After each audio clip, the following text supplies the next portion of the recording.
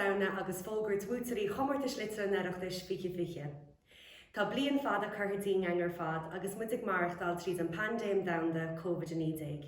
Ach tá riméid uring a bheith bhar láthar an neamh chun ceile a dhéana a ríist ar saibhreas litere scot na scríbhneoirí agus scot na scríbhneoireachta Gaeilge. Anois chur an fáilte roimh chathaoir le bhhairstúrtha an oireachtais Mairne de Brún chun cúpla focail ará. Fáilte roimh a chuirde chuig Fógairt na núisina Liteartha lína. Is fad a baint a gearrscéal na Gaeilge le cuasa Liteartha. Tsinolú an chéad oireachtas 1807 agus in níomh na féile sin cuireadh leo na heistí agus na dáanta a bhain dúisina amach. Imeachtaí an oireachtais a tugadh ar an bhailteáin áirithe agus lenú de nósmhaireacht seo go dtí an bhliain 1900 agus a haon. Déanam comórtais le chuile iarthóir ó na réimse éagsúla a chur saothar thugainn agus mollam iad as a dumantas I le na ceirde. Feictar dom go bhfuil bláthú agus ború le tabhairt faoi deara I nua litríocht na Gaeilge agus níl deabhtar bícheáin a go dtugann an Comórtais aitheantas, ógach agus misneach don na scríbhneoirí agus iad trabhú ón ghuairteáirithe seach. Gabhaim chuile rathortha agus iad amón pin. Tá muid thar a bheith buíocht dar móthtóirí agus dar nói is mór againn tacaíocht na northóirí go léir agus foras na Gaeilge ach go háirithe, go raibh ad a buan iad. Tá mé cinse go rachaí a bhéile go mór chun tarbhatas na Bhuaiteoirí éagsúla. Agus tréisríam chomáid le Bhuaiteoirí na mradam fáilteoireachta a fógraíú le dearmas, mónín, leabharbrach agus fata. Bílín I gatha na seachtainna a chuirde agus cuiní súil ar siomh www.onteirachtas.ie ar TG4 agus Radio na Gaeltachta chomáid leis na meán shiollabas le clár le húil na nimachtaí a fháil. Banig I tanmh as ar lár lína agus bígí I leo. Anois tleis muid cúpla focail ó phríomhhaimimeach oras na Gaeilge Seán Ó Cuinn. Coppla seachtain ó hain bhí mar cainteag ácaid iarúil don na gradam fáiltí harata agus inniu táid a caint faoin tíhile den déag chéanna sin na Comórtais Liteartha. Tá starada ag na Comórtais Liteartha I gáil siar go bonú oireachtas na Gaeilge hir in 1897. Agus seachas a bheith ag díriú ar na gréthe gró mar a deartha de hanscadal na leor a sé atá gceist an seo leis na Comórtais Liteartha ná muid ag díriú ar na scríbhneoirí idir ág, ísta agus ahaníis idir atarthú. Agus ahan cinál scríbhneoireachta, úrscéalta, gearrscéalta, drámaíocht, dáanta agus dá réir sin. Ar náide is sinne na leatharí an eile agus an oxygen a chuineann crí hanscadal na leor I prabú. Ach ar náide gan ar go scríbhneoirí camé muis mar phobal. Tá muid brathar chéile leatharí agus scríbhneoirí. Tá scaith na scríbhneoirí ag saothú sa Gaeilge a láthair na Ghuaire. Agus a grá ar ácaid mar seo bhfuil déise acu thart a láthair a bobbal leatharí. Buailú le chéile tuairimí a bhhaillartúch a seollas a áil ar a saothar agus beidir spreagú a áil don chéad saothar eile. Tá déis sin a ceilteoirín a láthair na Ghuaire in bliana go háirithe agus in éineann obairionntach oireachtas na Gaeilge ag chur oireachtas fiarúil in ar láthair. Tá na déisina sin iontar táhachtach agus níl siad ar fáil acuin in bliana. Mar sin de, ná ligeí den víras hacht idir muid agus na déisina sin tuairimí a bhhaillartú, smuointí a roints. Bígí blárach ar na main háisialta agus tóirgí le fis dar go scríbhneoirí, ná réimí a bobbal leatharí. Gwyl mae John gyffael agus gwyl mae braharw le si ar y hal ar dwy'n. Lorigi ar y gwyd liorhi agus ar noige canagi na liorhi o'n y siapwy. Ta tri Chomórtais is fiche an bliana de scríbhneoirí de chalaiginiad agus ocht is trocha de ruisina le Fógairt agus beidir an rodas táhachtaí go mé €50,000 mar ruisceiste. Níl a sihar fáiltíthe go fáilig na scríbhneoirí a tá cinse go bhheicimiid chuideachú sin na siapaí gan mar an bhuiile a máhan seo. Tá báilm gach déag a rí ar na scríbhneoirí agus ar deirú báilm móíthas a horta iritas na Gaeilge as a curú a chorar an Lorch go háirithe do Louise na Gabbage as an ácad seo a agrú cumaithe agus is féidir in san tréimh se bhúlhanach ina bhainmuid na láthar na huaire gur mí maigah. Fiche trí Chomórtais a bhí ar shiollabas na bliana seo. Cúig déag agab sin dírithe ar an scríbhneoir fásta agus ocht Comórtais dírithe ar an scríbhneoir óg faoi 60 agus faoi fiche hain. Bhí an panel moltóirí ag obair go crua ó láirbhí úl go dtí 10 bhean Fógairt ag léamh na sihir seo agus ag duine meascóireacht orthú agus bhí na scríbhneoirí ar nói ag fanacht go fáineach go dtí an lá seo inniuh. Seo thugah Liteartha. Comórtas bí dó, aiste, rion bí, faoi bhlianas fi. Muoinithe ag cumann luachlascail. An dára dúis, €200, máirí chinnéide le seán a grá an chéim chun é á lia.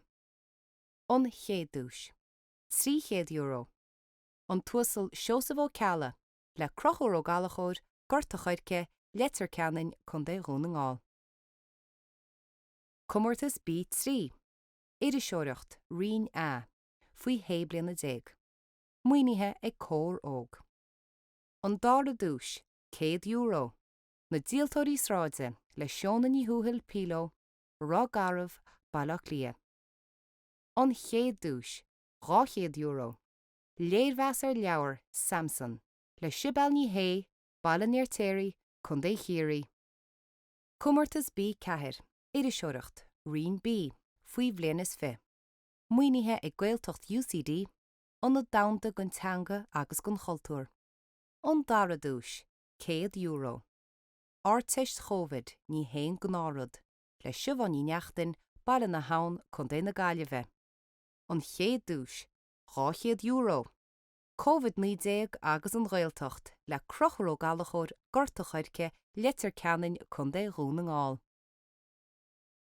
Comórtas bí 5, scéal, rion a, faoi bliana déag. Muoinithe ag cara leis an Oireachtais.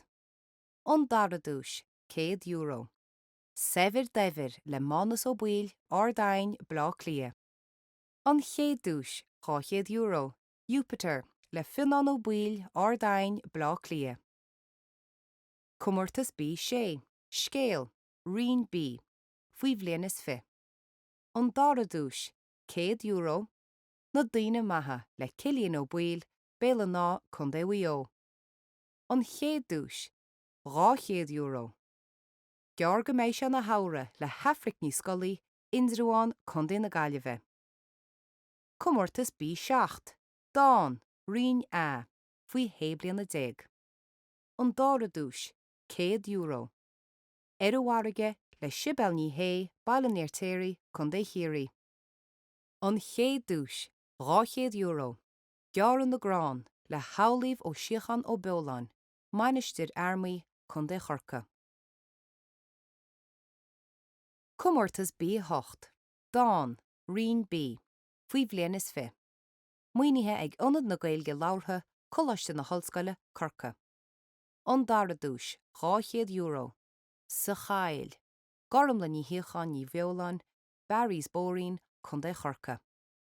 An chéad dúis, €300. Dúchas, bríon macdonacha an chearú rua chun é na Gaillimhe. Comórtas a 10, aiste fealsúnachta. Muoinithe ag timire, fáilteáin ábhar spiridálta. Dúis €200. An tost gan inchins, le hallan titlaí glasnaíon blá lia.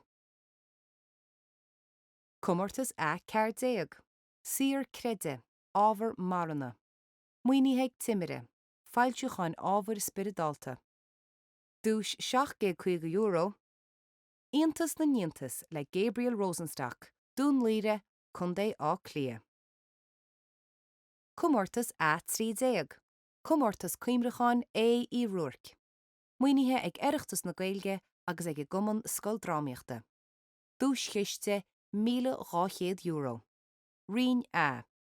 Dúis €400, an tarnapa mór le háinaí linn, rafarnán blá clia.